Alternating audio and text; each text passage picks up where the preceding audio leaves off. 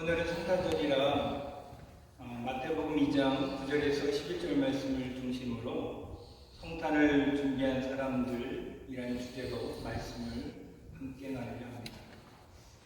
스크린에 나와 있듯이 여러분들에게 이와 같은 질문을 드리면서 말씀을 시작하려 합니다. 여러분들 성경을 보시면서 기적사건이 참 많이 있죠. 그 기적사건 가운데 우리가 보기에 가장 큰 기적이 있다면 뭐라고 생각하십니까? 성령으로 잉태된 예수. 그건 정답인 것 같고요. 어떤 분들은 이렇게 이야기하더라고요. 80의 노인이 지팡이 하나를 가지고 홍해를 가는 사건. 그것도 지팡이를 홍해바다에 내미니까 홍해바다가 갈라지는 사건을 가장 큰 기적이다 이렇게 이야기하는 분이 계셔요. 또한 사람이 해와 달을 멈춘 사건. 여호수아 장군이 말 한마디에 해와 달이 어떻게 됐습니까? 멈춰진 사건을 인간의 생각으로는 이해할 수 없잖아요. 그렇기 때문에 어떤 분들은 여호수아의 장군이 해와 달을 멈춘 사건을 꼽습니다. 물론 맞어요. 또한 여러분, 인간이 기도 한마디에 불이 하늘에서 내려왔어요. 더군다나 엘리야는 승천 사건으로 인해서 이 땅에 존재하지 않는 인물이 되었어요. 여러분, 성경에서 기록되어 있기 때문에 우리가 믿는 것이지 한번 생각을 한번 해보세요. 그것이 가능할까요? 기도 한마디에 불을 내리고요. 돈이란 사람이 불말과 불병도를 타고 하늘로 승천했다는 이 사건, 도저히 보지 않고는 믿을 수 없는 사건 아닙니까? 성경에 기록되어 있기에 우리가 믿음으로 받아들이는 것이지 어떻게 그것을 이성적으로 생각을 할 때 받아들일 수 있고 이해할 수 있습니까? 이와 같은 기적사건을 우리는 성경에서 기록되어 있기 때문에 우리가 믿음으로 수납하고 그것을 고백하는 겁니다. 그런데 여러분, 이와 같은 기적사건 중에 많은 기적이 있지만 우리가 도저히 이해할 수 없고 또한 알 수 없는, 과학으로도 증명할 수 없는 그런 가장 큰 기적사건이라고 꼽을 수 있는 것은 물론 이와 같은 기적도 있지만 제가 판단하기에는 하나님이 인간의 몸을 입고 이 땅에 오셨다는 거예요. 신이 인간의 몸을 입고 오실 수 있다는 것은 누가 보더라도 믿을 수 없는 사건 아닙니까? 신이 우리와 동일한 사람으로 이 땅에 와서 우리와 동일한 육체를 입고 먹고 마시고 잠을 자고 그리고 우리가 동일하게 숨을 쉬면서 힘을 얻었다는 사건. 근데 다른 것은 무엇입니까? 주님께서 이 땅에 오셔서 행했던 그 이적을 우리는 못한다는 거예요. 그렇기 때문에 우리와 다른 사람이요 인간이라 이야기하지 않습니까? 근데 그분이 하나님이래요. 이해하십니까? 이해가 되십니까? 믿음이 아니고서는 받아들일 수 없는 사건 아닙니까? 그렇기 때문에 우리는 성경에 기록되어 있는 많은 기적 중에 가장 큰 기적이라고 꼽을 수 있는 사건 하면 바로 오늘 예수님이 이 땅에 오셨다는 거예요.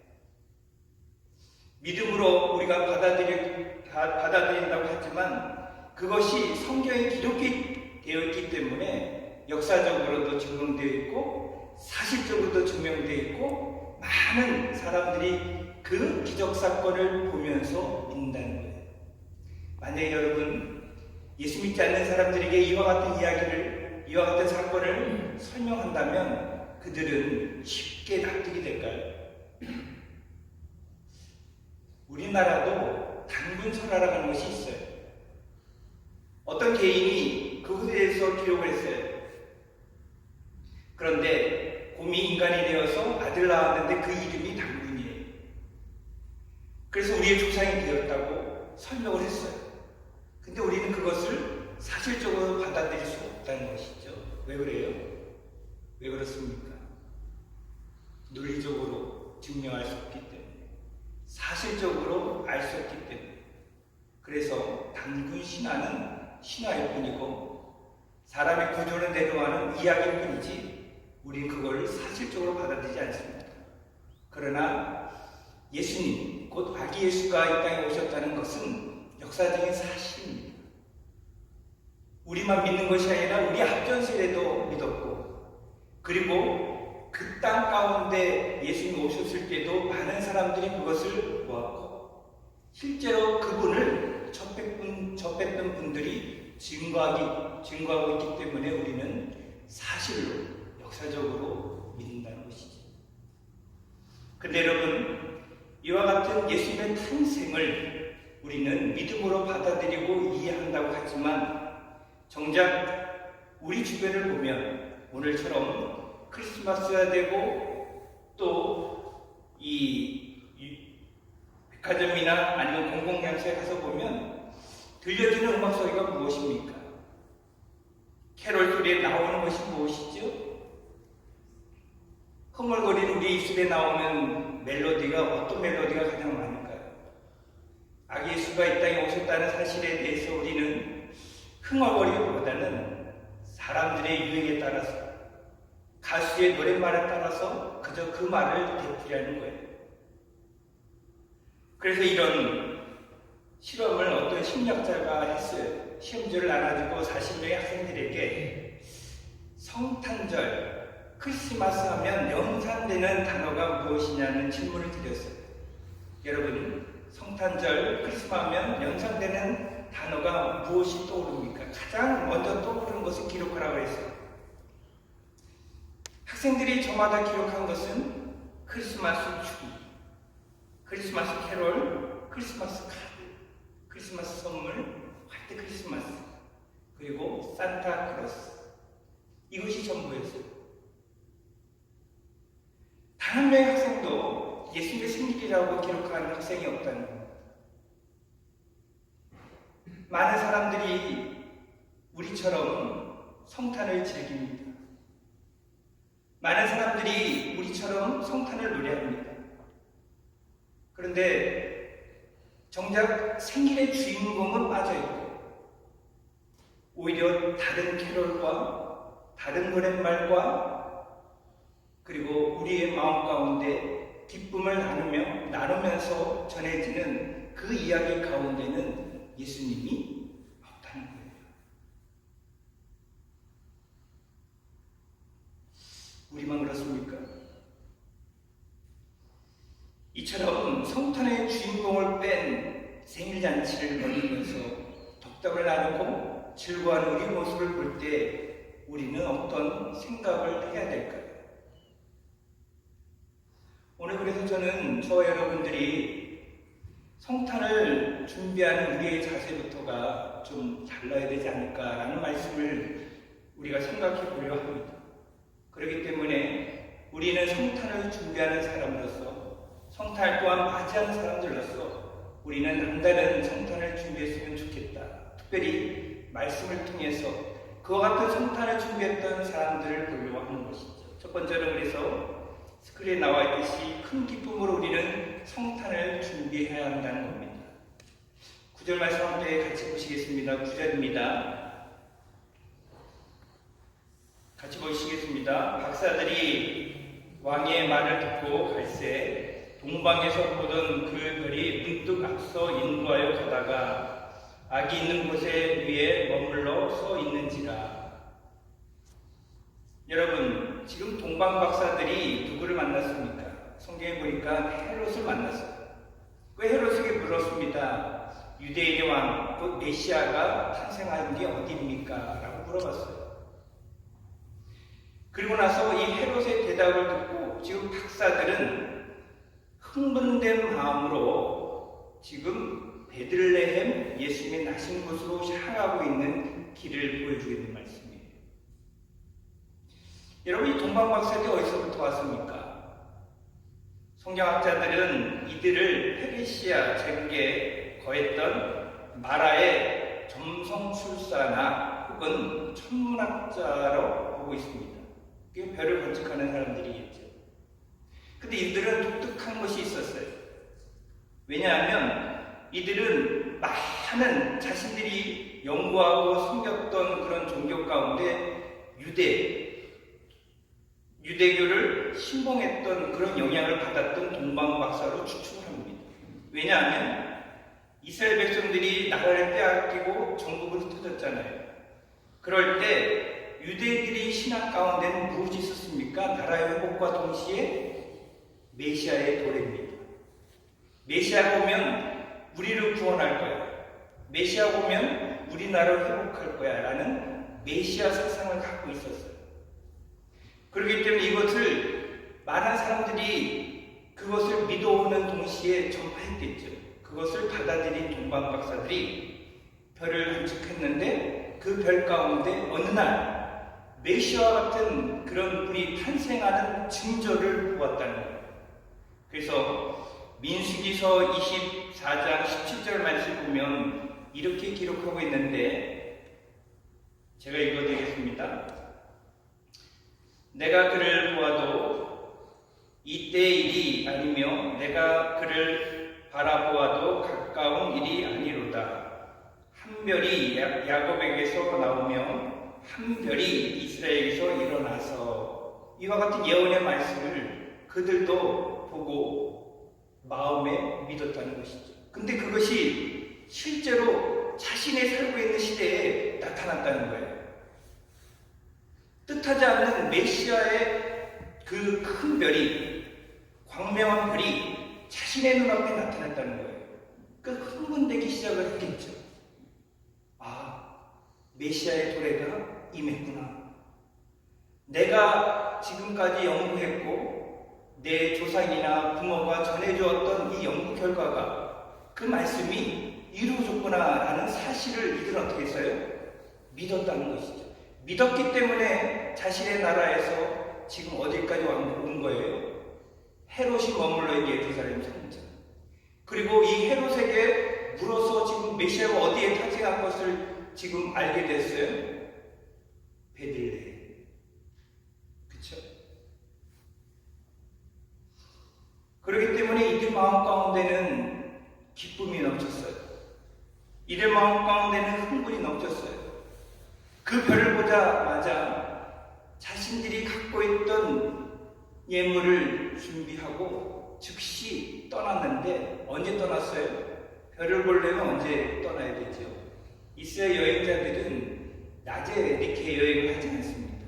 왜 그런가 하면 날씨가 너무 덥고 그리고 움직일 수 있는 그 순간이 밤에 주로 이동을 많이 한다고 해요. 그들이 좌표는 별을 따라 움직이는 거였습니다. 그렇기 때문에 동방박사들은 이때 당시 이들은 자신들이 여행하는 그 여행이 어떤 여행인지 알고 있었어요. 다른 행성을 쫓아가는 것이 아니고 다른 별을 지표해서 목표를 향해 가는 것이 아니라 자신들 앞에 떠있는 그 별. 어느 날 갑자기 이 밝은 빛이 비친 그 별. 그 별을 보고 지금 길을 나섰어요. 한밤중에 그 별이 인도하는 대로 떠나갔다는 거예요. 기쁨을 가지고 별을 쫓아서 이들은 여행을 시작했다는 겁니다. 근데 여러분, 다시 9절 말씀에 보면, 9절 말씀에 보면 세 가지의 독특한 단어가 등장되어 있어요. 세 가지의 단어가 독특하게 등장되어 있는데 성경은 이것을 굉장히 자세하게 기록을 하고 있어요. 주목하여 보도록 말씀하고 있다는 거예요. 그 단어가 무엇입니까? 동방박사들이 별을 보았는데 그 별이 어느 순간에 사라졌는데 문득이라는 단어가 기록되어 있어요. 문득 나타났대요. 그 별을 문득 나타난 그 별을 이들은 쫓아가기 위해서 눈을 부릅히고 그 별을 쫓아갔다는 것이죠. 또한 두 번째로는 그 별이 자신들을 앞서갔다는 겁니다. 여러분 생각을 해보세요. 별이 앞서서 이렇게 운행하는 거 봤어요. 우리가 경험해보지만 행성이나 별은 내가 쫓아오는 대로 쫓아가는 것을 보거나 아니면 내가 멈추면 멈추는 것을 봅니다. 우리의 관점을 볼 때는 별은 나와 함께 하는 것이고 내가 가고 내가 서고 그럴 때 별은 움직이지 않는 거예요. 그렇죠? 근데 여기 나와 있는 이 별은 문득 자신들 앞에 나타났어요. 근데 이 별은 가만히 있는 것이 아니라 자신들 앞에 앞서갔다는 거예요. 인도했다는 것이죠.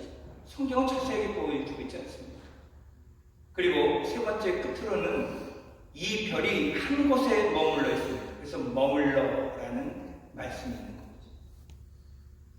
동방 박사들의 마음 가운데는 흥분된 마음을 주체하지 못하고 지금 떠났는데 그 별이 자신들을 인도하는 그 인도자의 길을 따라서 가고 있는 이 상황에 어느 순간에 멈춘 거예요. 그러니 무엇이 밀려옵니까? 바로 이곳이 메시아가 탄생하신 곳이라고 당연히 그런 마음이 들겠죠. 어떨까요?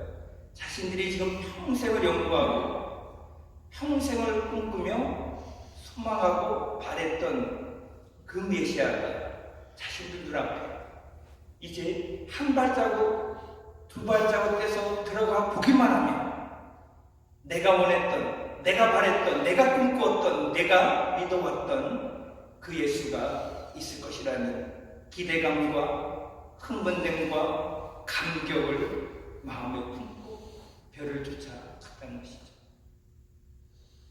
여러분들은 교회 나오면서 우리는 습관적인 그런 습성에 종교심이 있습니다. 하나님은 내가 교회 생활, 교회 인전에 나와서 예배드리는 것을 보고 하나님 기뻐하실 거예요. 하나님 내가 예배드린 가운데 하나님은 나를 보시면서 흐뭇해하실 거예요. 물론 하나님께서는 우리를 보고 기뻐하실 것은 당연합니다.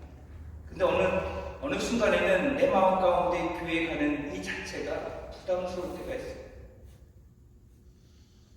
교회 나와서 우리가 하나님께 예배드리는 것이 습관화될 수 그런 모습으로 나올 때 우리는 예배 자체가 귀찮을 때가 있어요. 그래서 주님 앞에 나와 예배드리는 것이 형식이 될 수도 있다는 것이죠. 만약에 여러분 이스라엘 백성들이 이와 같은 습관적인 예수님을 쫓아가고 하나님을 믿고 하나님 따라간다면 어떨까요?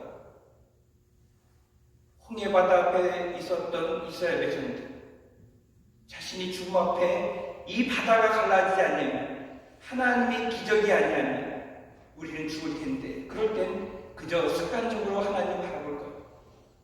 이스라엘 백성들이 광야길에서 어떤 길을 갈지 모를 때 이스라엘 백성들은 동인지 서인지 남쪽인지 방향을 잡지 못할 때 그리고 추위와 더위와 함께 싸울 때 하나님의 보내신 불기둥과 구름기둥이 없었다면 그들은 살아남을 수 있을까요?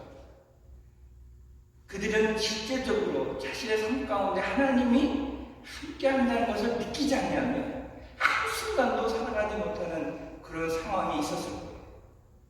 접하는 것이 하나님과의 기적이요 만나는 것이 하나님의 뜻이 아니고 하나님의 인도가 아니면 내가 어디로 갈지 모르는 방향 가운데 그들은 오직 하나님을 바라고 있을 거예요. 마찬가지로 동방 박사도 그랬던 거예요. 문헌으로 말로만 귀로만 들었던 그 메시아별 예수님의 별이 내 앞에 나타나기 전까지는 믿음이 그렇게 생기지 않았어요. 그런데 실제로 나타나니 그것에 대한 흥분이 있었다는 것이죠. 그것에 대한 감격이 그들 가운데 있었다는 것이죠. 그러면 여러분 이 별의 정체는 무엇일까요? 그들을 어떻게 인도해가는 그런 별이라고 생각되어집니까? 여러분들 여태까지 신앙생활 하시면서 이 별의 정체를 한번 생각해 보신 적이 있으세요? 모르긴 몰라도 이 별은 단순한 별이 아니었을 겁니다. 모르긴 몰라도 이 별은 내가 이 별을 꼭 쫓아가야 될 그런 강렬한 빛과 같은 별이었을 겁니다. 제가 좀 전에 이야기했듯이 이 별은 이때 당시만 임했던 것이 아니라 이스라엘 성도와 함께했다는 것으로 보여집니다. 그래서 우리는 이것을 하나님의 영광이라는 것이죠. 하나님의 영광. 하나님의 영광은 빛처럼 발사됩니다. 그래서 구름 기둥처럼 발사되고 그리고 불기둥처럼 발사되는 것이죠. 광명한 빛이죠. 그래서 이 별을 쫓아왔다는 거예요. 동일한 본문에 누가복음에 가서 보면 목자들도 하나님의 영광의 빛 앞에 밝은 빛을 보았어요.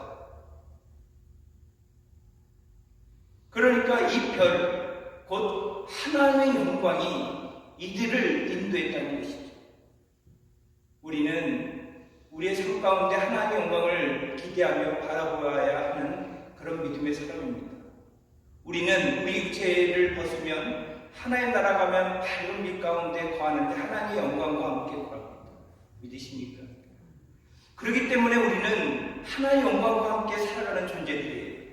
달리 말씀드리면 이때 당시에 임했던 이 메시아회를 우리는 이들만 보고 동방가스도만 마음에 품고 그 감격과 흥분에 돌취되었던 그런 모습이 이들만 그런 것이 아니라 우리 또한 그와 같은 모습이 있어야 된다는 것이죠.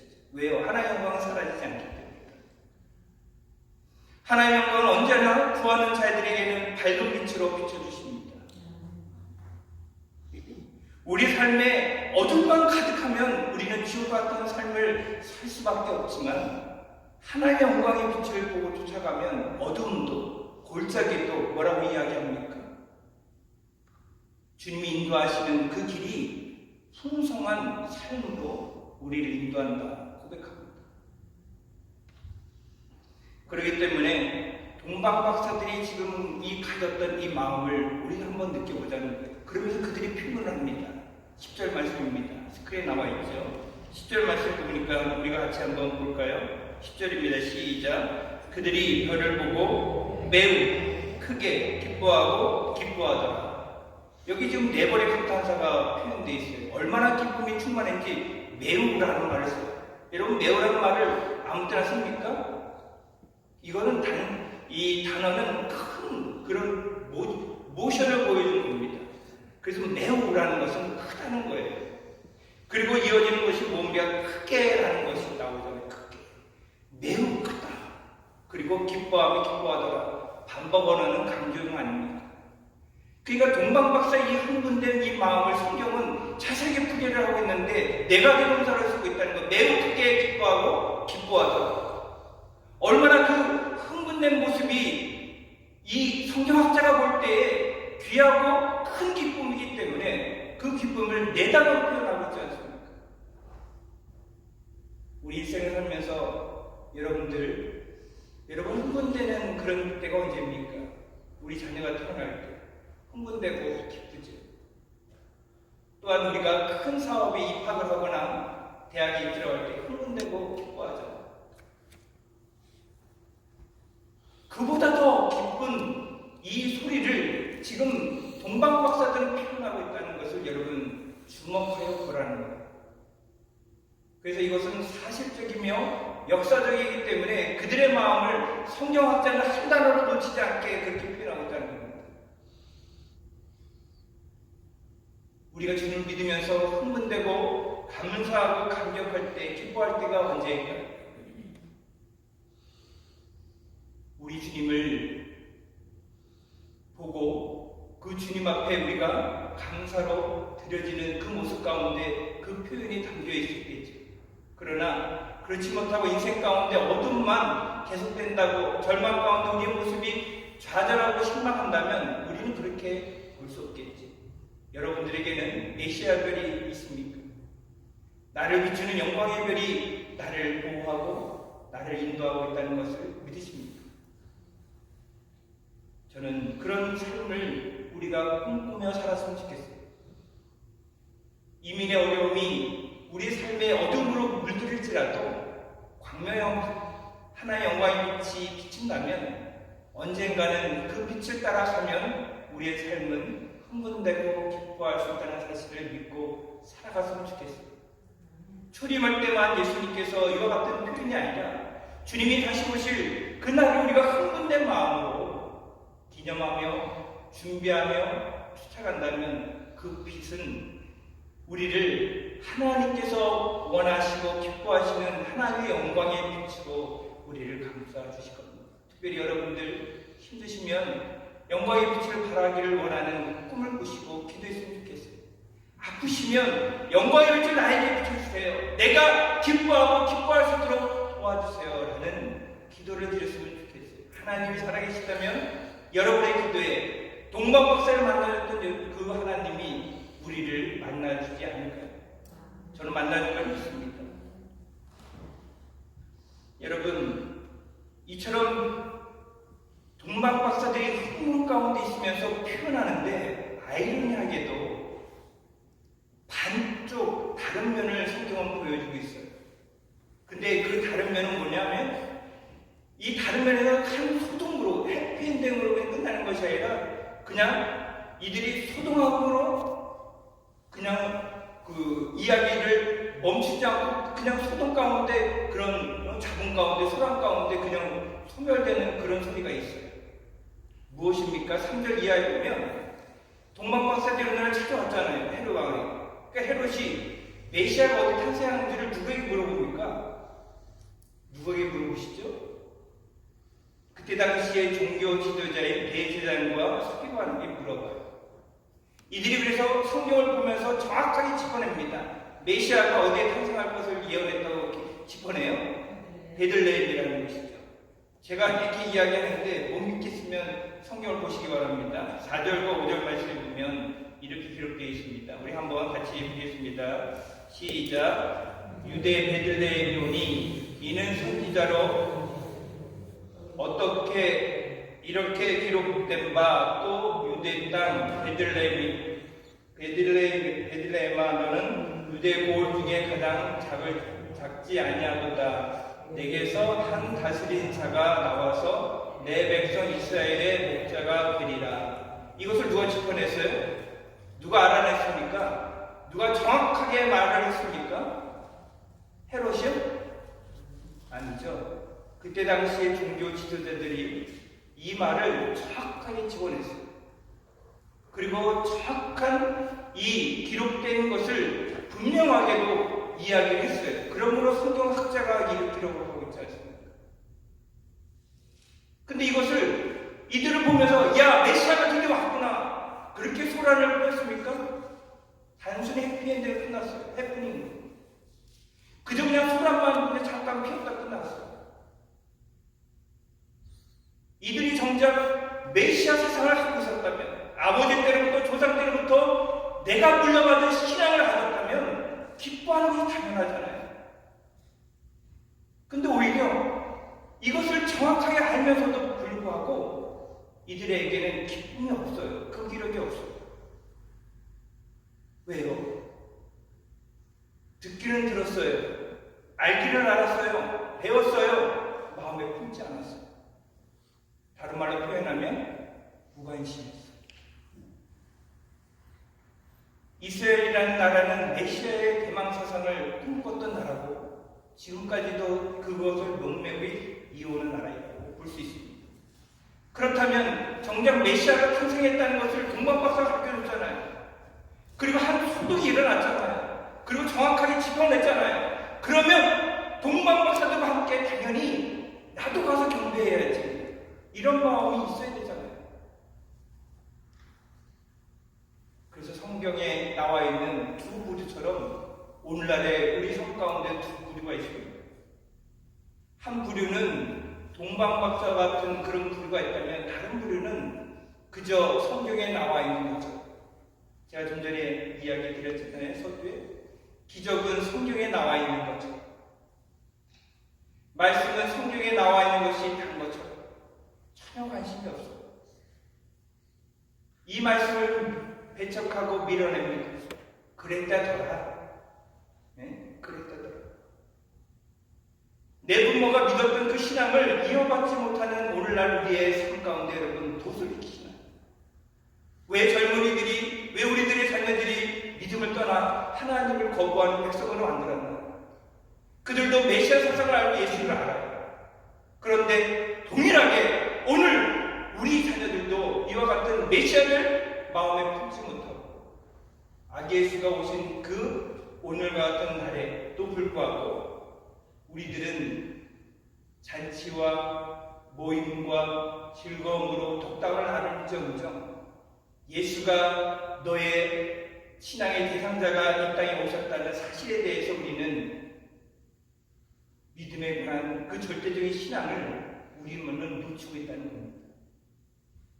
그래서 동방 박사들은 이와 같은 사실 앞에 자신들의 믿음을 고백하기 위해서 마지막으로 이들이 행했던 것이 뭡니까? 성탄을 어떻게 준비했습니까? 자신들이 준비한 보배압을 드렸다는 거예요. 두 번째, 그래서 이 성탄을 준비한 동방 박사들은 아기 예수에게 경배하기 위하여 예물을 드렸습니다. 11절 말씀을 같이 보겠습니다. 11절 같이 봅니다. 시작. 집에 들어가 아기와 그의 어머니 마리아와 함께 있는 것을 보고 엎드려 아기께 경배하고 보배압을 열어 황금과 유황과 모략을 예물로 드립니다. 여기 분명히 여러분 지금 동방 박사들이 준비해온 것이 있어요. 아기 예수가 있는 그 집에 들어가 자신이 준비한 것을 바치는데 즉석에서 자신의 주머니에 지갑을 꺼내서 몇 푼 주어지는 그런 것이 아니었다는 것이죠.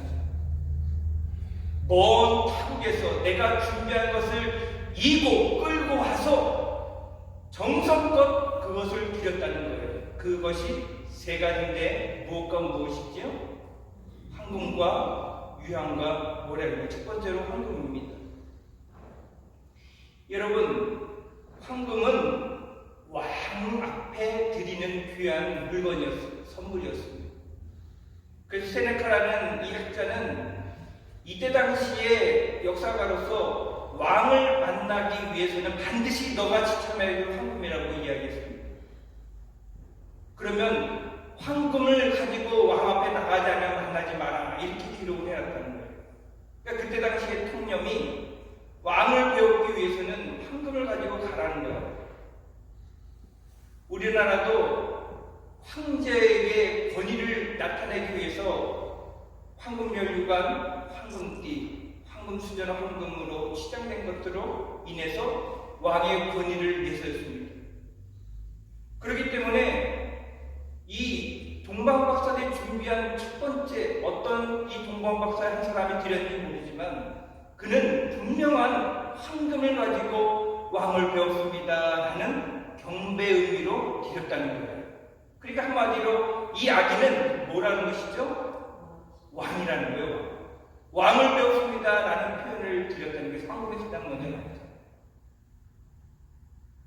다른 사람들은 인정하지 않는 평범한 아기일지언정 나는 내가 믿는 메시아가 지금 이 아기인 것을 내가 드리는 이 물건을 통해서, 선물을 통해서 드림으로 무엇을 밝히고 있는 거예요? 이 이야기는 하나님의 아들, 곧 메시아라는 것을 밝히고 있다는 것입니다. 여러분들은 성탄절 맞아요? 황금을 갖고 나오셨습니까? 제가 여기서 말씀드리는 것은 물질의 황금을 이야기하는 것이 아니라 욥기에서 보면 욥은 이런 고백을 합니다. 욥기서 23장 10절 말씀에 보면 욥이 이렇게 고백을 하는데요. 나의 가는 길을 오직 그가 아시나니 그가 나를 단련하신 후에 내가 무엇같이 나온다고요? 정금같이 나온다. 지금 욥은 자신을 정금으로 비유하고 있어요. 정금, 금이라는 것이잖아요. 내가 하나님 앞에 정금같이 나오기를 소망하면서 이야기하고 있는 고백과 같은 신앙이에요. 그러면 지금 욥이 말하는 이 정금같이 나오는 이 믿음의 고백은 무엇이죠? 황금처럼 단단하고 비싼 것을 요구하는 것이 아니라 변함없는 믿음이죠. 믿음. 값진 믿음, 나의 삶의 고백으로 드리는 믿음, 그 믿음의 고백을 들고 하나님 곧 아기 예수께 동방박사님 드리듯 이 욥은 하나님 앞에 나의 믿음을 드리고 있다는 것이죠. 이 고백을 드리는 거예요. 여러분들이 교회 나오실 때 그냥 나오시지 마시고 가장 중요한 황금과 같은 무엇을 가지고 나와야 됩니까? 하나님을 무엇을 보신다고 이야기하셨습니까? 하나님 기뻐하시는 것이 무엇입니까? 만왕의 왕 존전 앞에 나와 내가 드릴 황금이 무엇이냐? 변함없는 믿음, 값진 나의 삶의 믿음을 드려야 된다는 거예요.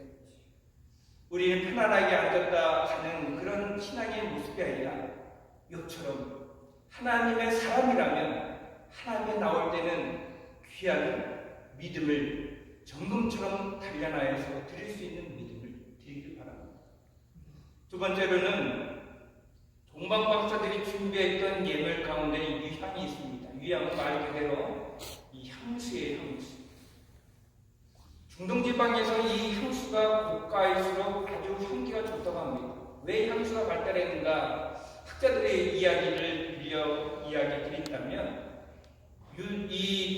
중동지방에서는 또 유대 땅 가운데는 물이 귀합니다. 그렇기 때문에 물이 없는 대신에 무엇을 많이 사용을 했냐면 이 향품을 많이 사용해서 왜요? 덥고 그리고 물이 없기 때문에 쉴 수 없기 때문에 냄새 제거제가 있기 때문에 그래서 이 향기 나는 향수가 왜 발달했는가 그리고 가정마다 그리고 이 향수를 통해서 사람들에게 드리는 특별히 고위광직자에게 드리는 향수는 굉장히 비쌌다고 합니다. 여러분들도 아시는 한 인물이 있지 않습니까? 예수님을 향으로 부어서 바쳤던 한 여인. 그 여인은 순전한 나드 한 이 향유를 부었어요. 300대려야 된다고 성경은 이야기하고 있어요. 예수님 당시에 한 대라는 장정의 하루 품삯이었습니다. 그러니까 거의 1년치의 품삯을 모아서 살 수 있는 한 병의 향유, 그것을 깨서 예수님의 발 앞에 부었다는 것이죠. 무엇을 의미합니까?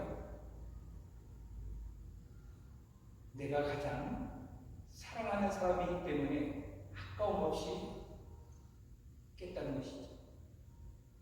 나의 사랑을 표현하기 위해서 내가 1년 동안 모았던, 내가 평생 동안 모았던, 내가 나의 집에 하나밖에 없는 이 아름다운 향수를 깨서 그것도 예수님의 머리에 부은 것도 아니고 발에 부었다는 것이죠.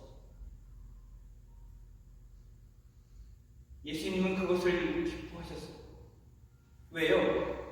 단순히 향수를 드리는 것이 아니라 마음을 담은 사랑을 드렸기 때문에 그렇다는 것이죠. 동방박사들이 드렸던 이 유향 또한 마음을 담아서 메시아 대신 왕 대신 그분 앞에 나의 사랑을 드리겠다는 거예요. 여러분들은 주님을 정말 사랑하십니까? 내가 믿는 하나님을 뜨겁게 사랑하는 그 흔적이 남아 계십니까? 오늘도 사랑하는 그 고백을 얼마나 마음을 담아서 내가 주님을 사랑합니다. 이런 고백을 여러분 얼마나 이렇게 여러분의 믿음으로 고백을 해보셨습니까? 평생을 살면서 부부간에도 사랑한다는 고백이 인색한 분들이 참 많이 계셔요. 그러면 내가 사랑하는 하나님을, 내가 사랑하는 주님 앞에 인색함으로 그 사랑의 고백을 내가 아껴줘야 됩니까? 이왕이면 사랑한다는 표현을 많이 할수록 좋다는 것을 알기를 바랍니다. 주님은 그것을 원하시고, 그래서 마리아가 부었던 이 향수는 의미 없이 흩어지고 땅에 뿌려진 것이 아니라 나를 사랑한다는 것을 알고 있기 때문에 성경은 그것을 귀하게 보고 있다는 것이죠. 동방박사들이 마지막 세 번째로 드렸던 것이 무엇일까요? 황금과 유향과 몰약이죠. 몰약은 죽음을 준비하는 사람들에게 이렇게 발라주고 뿌렸다고 합니다. 그러니까 다른 말로 얘기하면 썩는 곳의 방부제 역할을 위해서 죽는 미라에게도 발라주고 그리고 아픈 사람에게도 발라주는 그런 역할을 했던 것이 몰약이에요. 그러니까 죽음을 앞둔 사람들에게 특별히 이것을 많이 선물했겠죠. 일반 평민들은 이것을 가질 수도 없고 알 수도 없었습니다. 왜요? 일반 평민들은 죽음에 대해서 별로 관여치 않지 않습니까? 그러나 고위공직자, 특별히 왕과 같은 사람들은 어떻게 합니까? 이것을 쏟아붓잖아요. 만들잖아요, 미라처럼. 동방박사들의 믿음의 고백 가운데는 이 몰약을 드림으로 인해서 예수님께서 이 땅에 오신 목적을 가르쳐 주는 거예요. 메시아, 나를 구원할 자. 메시아가 저 사람을 구할 자가 아니고 저 민족을 구원할 자가 아니라 나를 구원할 자라는 겁니다. 나를 구원할 자. 그래서 예수님이 아니고서는 우리를 구원할 자가 이 땅에 또 있습니까? 두 번, 세 번 그 메시아가 거듭해서 나오나요? 아니죠. 단 한 사람, 인류를 구원할 단 한 사람, 그 사람으로 예수 그리스도, 나의 구주, 나를 살려주시고 나를 천국으로 인도하실 분, 나의 죽음 이후에 영생으로 인도하실 분이 누구냐라고 고백할 때에 몰약을 통해서 이 믿음을 가졌다는 거예요. 다른 말로 표현하면 믿음의 소망이죠. 나의 소망 되신 주님, 내가 죽어 천국 갈 수 있는 이 소망을 나에게 안겨주신 주님, 죽음 이후에 이 땅에서 그냥 죽고 묻힌 그 주님이 아니라 부활하셔서 부활한 그 몸으로 우리를 인도하실 그 주님으로, 메시아로 그들은 받아들여야 됩니다. 그래서 이 10가지 예물은 이들의 믿음을 고백하는 거예요. 그냥 성경에 나와 있는 그런 황금, 유황, 모략으로 끝나는 것이 아니라 이들의 믿음을 담아서 준비해왔는 거라는 것이죠. 그러면 오늘날 저와 여러분이 준비할 황금과 유황과 모략은 무엇입니까?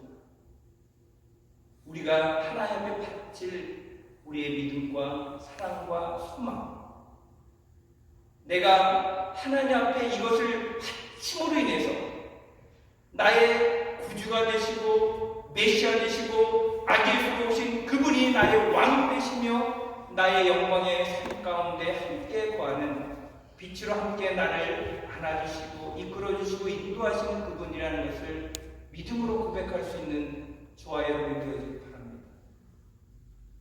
마지막 한 예언을 드리고 말씀을 맺으려 합니다. 가이드 포스트에 한 아이의 이야기가 실린 적이 있습니다. 윌리라는 소년아이인데 조금 정신이 떨어져서 원래는 4학년에 다녀야 되는데 2학년에 학생들과 같이 수업을 했어요. 이 학교의 전통은 이 성탄절에는 우리가 이렇게 늘 해왔던 모양처럼 그 아기에서의 탄생 그것을 연극으로 비치는 그 이야기를 그 성극을 담당해서 하게 되었습니다. 근데 선생님은 고민이 빠졌어요. 다른 아이들은 이렇게 할 수 있는데 이 아이는 좀 정신이 떨어지니까 무엇을 맡길까 생각했는데 이 아이에게 맡긴 대역이 예수님이 탄생하실 때 그 마리아와 요셉이 집이 없어서 지금 다닐 때 여관집 주인 역할을 맡게 되었어요. 그것도 대사 한마디, 집 없어요, 방 없어요. 이 단 한마디를 한 달 동안 같이 연습을 했습니다.